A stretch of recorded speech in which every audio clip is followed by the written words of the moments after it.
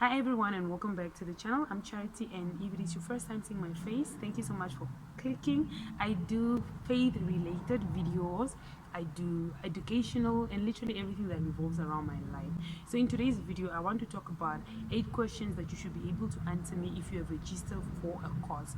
If you cannot be able to answer me with these 8 questions, then you might as well consider just deregistering and maybe taking a gap year, or probably just take a break from going to university. If you're already registered, you might as well consider just calling it a quit. Or I'm not asking you to quit whatever you want to study, but just go back and do a deeper research on what you're studying, just to make sure that you don't waste your 4 years or 3 years or even 8 years of studying at the social institution that you're studying. Okay, so let's just dive into this. So the first question that you should be able to answer is, what course have you registered for? There are a lot of students that can't even answer me. If you ask them, what course have you registered for? They will tell you, I've registered in health, something in health. Like, what in health have you registered for? If you can't be able to tell me what you've registered for, it's actually a red flag, and actually it means that you're probably not interested, or you're probably forced to do the course that you're studying, or it's actually just a red flag. Okay, so question number 2 that you do is, after completing your studies, what are you going to be called? After your 4 years of study, after your 7 years or 6 years, after studying that bachelor's of HIV and AIDS that you're studying at, let's say, UNAM or University of Namibia, what are you going to be called? What are you going to be called? You're studying environmental chemistry at UNAM. What are you going to be called? Okay, that's the second question that you should be able to answer me. If you can't actually answer me that, then actually maybe what you're studying is something that shouldn't even be studied after all, or maybe whatever you are studying, it doesn't have maybe the qualification that you're studying, it's actually questionable. So if you cannot be able to tell me what you're going to be called at the end of your 4 years of studies, come on, go and do your deeper research on that. If you're already studying and you still can't figure out what you're completing your studies, go back again and do your deeper research. Third question, what is the area of specialization do you want to specialize in? For example, you have done, I'm going to give, for example, in general, like let's say environmental health. Environmental health is a very broad course, right? You can specialize in occupational health and safety, but graduating as an environmental health practitioner doesn't guarantee you to be a health and safety officer, because you are not equipped enough to be an occupational health and safety officer. Yet you have the knowledge, you are just not, I don't know how to explain it. Please, let's chat in the comment section if you're an environmental health practitioner. So if you are an environmental health practitioner, what area of specialization do you want to actually major in? Is it in waste management, or is it in occupational health and safety? So that means that you will still have to actually gain more knowledge, or to get more knowledge, or you maybe enroll in short courses just for you to be able to make sure that you are qualified occupational health and safety officer. So you should be able to know that, let's say you are doing bachelor's of science, you should be able to at least know that, okay, I'm not really, right now I'm doing bachelor's of science, I don't know what I will be called after maybe graduating, but I want to specialize in radiology, or I want to specialize in physics. Okay, so question number 4, and I feel like it's the most important question that you should actually ask yourself first before you even register. But anyway, since you have registered already, let's tackle it now. Is my university, is my institution accredited by NQA? Whether you are studying in Namibia, or you are studying in South Africa, or you are studying wherever you are studying, whether you are in America, wherever you are, is the institution that I'm studying accredited by NQA? If your plans are to come back to Namibia, is it accredited by NQA? Because if your university is not accredited, it will be like you went to study in vain, because there's nobody who will take you serious, because your qualification will be literally useless, because your institution is not recognized by the, I forgot what NQA stands for, I'll put it on the screen so you guys have it. Okay, the other question that you need to ask yourself is the course that I'm studying accredited? Actually, in Namibia there are a lot of universities, institutions, small colleges and big colleges, or let's say even there are some courses at UNAM that are not even accredited by NQA. If for argument's sake. Do you understand? So you need to make sure that you are sure that the course that you're studying is accredited by NQA, the university that you're studying is accredited by NQA. Otherwise, you'll waste your 4 years or you waste your 3 years at university and your money as well. So just make sure that your university is accredited, your course is accredited.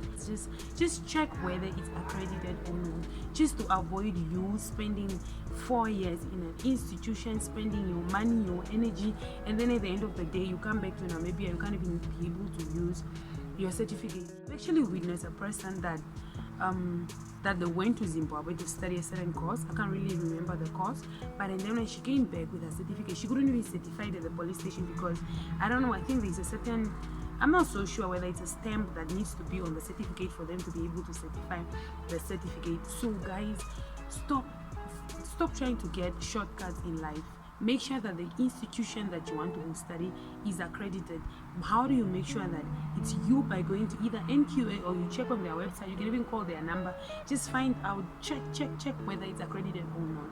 I think on their website there is like a list for all accredited institutions with their courses that are accredited. So if your course is not part of it and you feel like maybe it's accredited but it's not part of that list, you might as well go to NQA and just find out whether the course that you're studying or the course that you want to study is accredited or not, because it is very important, fam. I can't overemphasize it. It's important. It's like driving a car without the lights. Another question that you should be able to answer me is, who are your potential employers, whether internationally or locally? Whatever you're studying, you should be able to have a mindset of where can I potentially work. If you're the person that is studying and probably you want to enter the business environment, glory to the name of God, good for you. Maybe that way you gather enough information for you to be able to know how to start your business, how to develop your business while you're studying.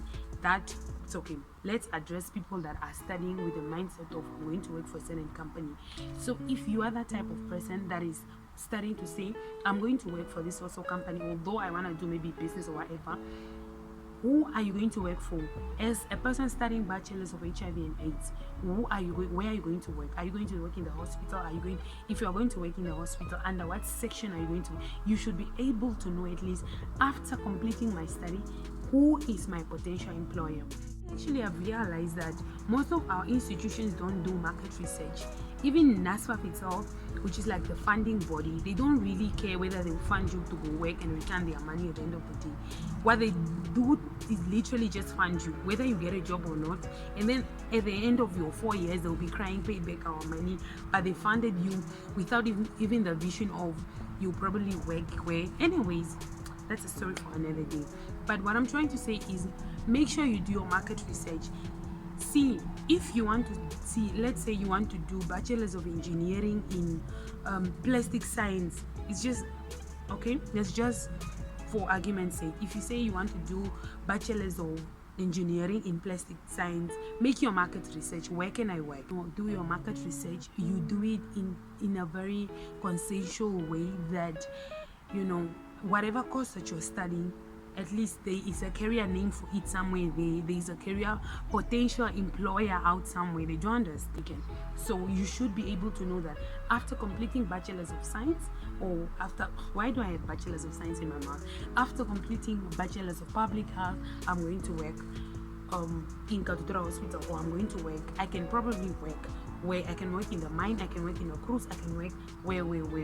Just make sure that you gather that information. Make sure that you are aware of where you can potentially work. Apart from Katutura Hospital, where can I work internationally? Can I work for WHO? Can I work for UNAIDS? Can I work for UNICEF? Like, broaden your choices. Don't box yourself just locally. Do you understand? So who are your potential employers? So if you are studying and you still can't figure out who your potential employers are, so it's probably a red flag, and you should go back and do your deeper research. If you still can't figure it out, I think go back to your lecturers and just ask them, Kucha, Omo, where can I work? If they can't still answer you, you might as well just take a gap here and go do your deeper. The last question that you should be able to ask yourself and answer: what contribution am I going to add in this career? In this career or in this line of study? What makes you special in that career or in that line of study. Do you understand? Let's say you've studied bachelor's of environmental health sciences, okay? Now when you graduate, you become an environmental health practitioner, right? So what makes you special? Everybody else is an environmental health practitioner. You can't tell me I have a driver's license because everybody is a driver's license. What makes you special? So you should be able to, that what makes you special in that area will be determined by your passion, what drove you to study that specific course. So if you can't be able to tell me what makes you special in that, or what special contribution are you going to contribute in that study line, then it's probably something that you should begin to question, because it can be that you're probably studying it because somebody convinced you, but you're not so super sure. So yeah, those are the questions. I think actually these questions were 7, not 8. So I've spoken so super much because I've made this video, remade it, and I'm just tired. Thank you so much everybody for watching this video. And if there's any other question that you feel like any student or anyone, whether you are doing your master's or undergraduate or your PhD, and you feel like these are the questions that a person should be able to answer if they are determined to pursue that career, please leave that question in the comment section below. And thank you so much for watching, and see you guys in my next video.